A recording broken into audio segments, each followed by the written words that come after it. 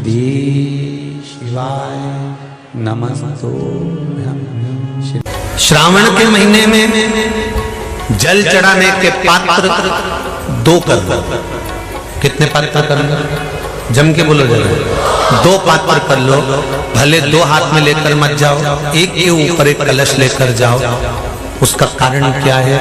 शंकर भगवान ने मां पार्वती के सम्मुख में गंगा का आवाहन करा था। तो गंगा जी ने आकर पूछा था, स्वामी जब पार्वती आपके नजदीक में विराजमान है तो मुझे बुलाने का कारण क्या है?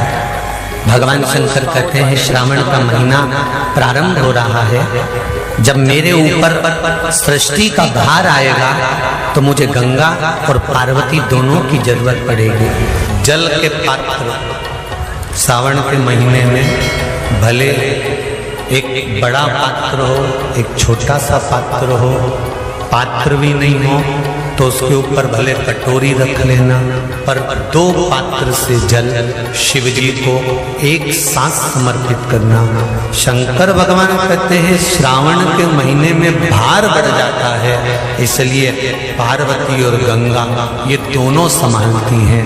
इसलिए श्रावण के महीने में जल वृष्टि भी अपार होती है। बाकी के आषाढ़ में हुई, कुंवार में हुई, भादों में हुई कि नहीं हुई, पर श्रावण की जल वृष्टि की महत्वता गंगा और पार्वती दोनों प्रबल।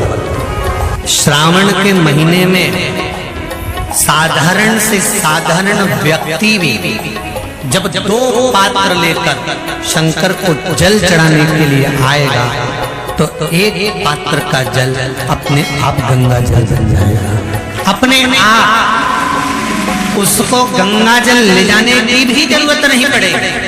दो पात्र का जल जब जाता है तो वो गंगा जल का ही स्वरूप होता है। दो पात्र का जल ही, एक पात्र का जल गंगा जल का भाव बढ़ना करता है।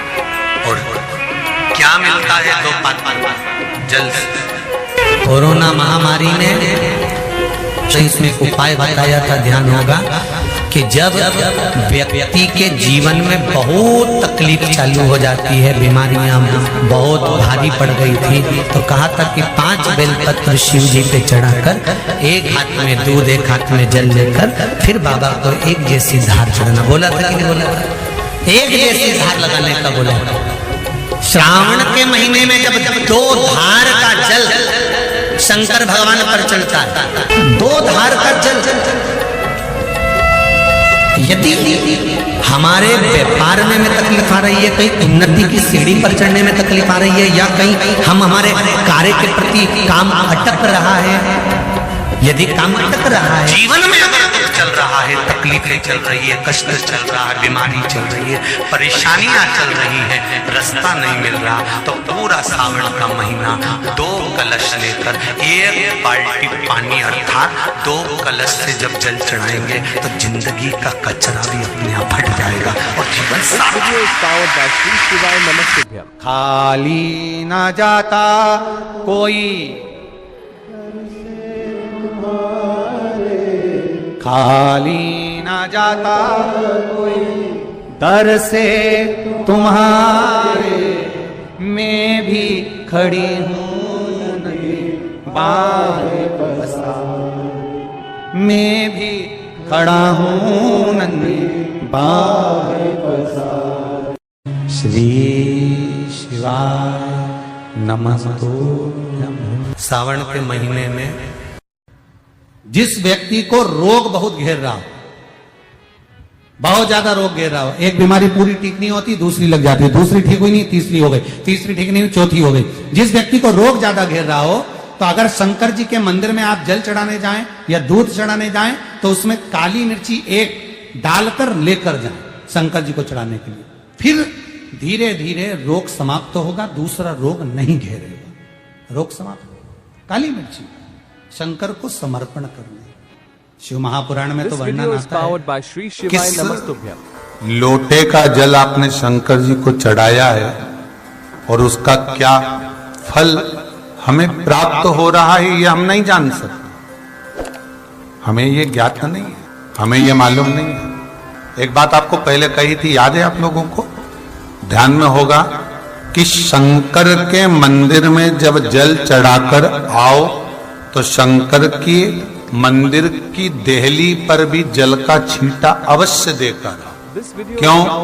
क्योंकि शंकर के मंदिर के जो द्वारपाल हैं, भृंगी आदि के जो भगवान शिव के द्वारपाल हैं, ये नित्य प्रति दरवाजे पर रहकर शंकर का अनुमोदन करते हैं। और जो जीव शिव के मंदिर में प्रवेश करता है उसके लिए शिव से रोज प्रार्थना करते, भगवान शंकर से नित्य निवेदन करते हैं। ये जो भगवान शंकर के जो गण हैं वो भगवान शिव से नित्य प्रार्थना करते हैं कि भोलेनाथ ये भगत है, रोज आता है, प्रतिदिन इसका नियम है, आपके द्वार आना, आपके दरवाजे से। जीवन में शिव जी को जल चढ़ाना प्रारंभ कर दो। अगर दुख समाप्त ही नहीं हो रहा है, कोई बीमारी एक पूरी होती है दूसरी लग जाती है, दूसरी बीमारी पूरी होती है तीसरी लग जाती है, तीसरी बीमारी पूरी होती है चौथी लग जाती है, कुछ प्रॉब्लम चली रही है, तो एक जल के पात्र में जल लीजिए, कलश लोटा पानी का भर लीजिए और उस पात्र में चावल के 2 दाने डाल लीजिए, अक्षत के 2 दाने डालिए। घर में से लेकर जाओ, थोड़ा सा जल बेलपत्री के वृक्ष के नीचे डाल दीजिए, थोड़ा सा जल पीपल के वृक्ष के नीचे डाल दीजिए और थोड़ा सा जल या तो आंवले का पेड़ मिल जाए या शमी का वृक्ष मिल जाए, शमी का वृक्ष मिले या आंवले का वृक्ष मिले, उसके नीचे डाल दीजिए। 3 जगह पर अगर कोई बीमारी ऐसी हो गई कि वो समाप्त नहीं हो रही, बड़ी बड़ी तकलीफ, मतलब एक बार दवाई अगर चालू हो गई तो दवाई बंद ही नहीं हो रही है, तो उसके लिए आपको 3 जगह पर जल चढ़ाना प्रारंभ कर दो। मात्र 1 हफ्ते से ज्यादा चढ़ाना भी नहीं पड़ेगा। जैसे 1 हफ्ते आप टेबलेट लेते हो, गोली लेते हो, 1 हफ्ते चढ़ाना प्रारंभ कर दो। सबसे पहले बेलपत्री के पेड़ के नीचे क्या करना है, जल का पात्र लेना है, उसमें 2 दाने चावल के डालना, 2 दाने अक्षत के डालिए। पहले बेलपत्री के पेड़ के नीचे जाओ, वहां जल चढ़ाओ, फिर जाइए पीपल के वृक्ष के नीचे, वहां जल चढ़ाइए, आखिरी में या तो शमी के नीचे या फिर आंवले के नीचे, इन दोनों में से कोई एक वृक्ष जिसके नीचे। पर 1 हफ्ते अगर आपने आंवले में चढ़ाया है तो आंवले में ही चढ़ाना, शमी में चढ़ाया है तो शमी में चढ़ाना है। ये बदल के मत चढ़ाना कि आज मैं शमी में चढ़ा देती हूँ कल आंवले में चढ़ा दूंगी, ऐसा नहीं। खाली ना जाता कोई, खाली ना जाता कोई, दर से तुम्हारे मैं भी खड़ी हूँ नहीं, बाहें पसार मैं भी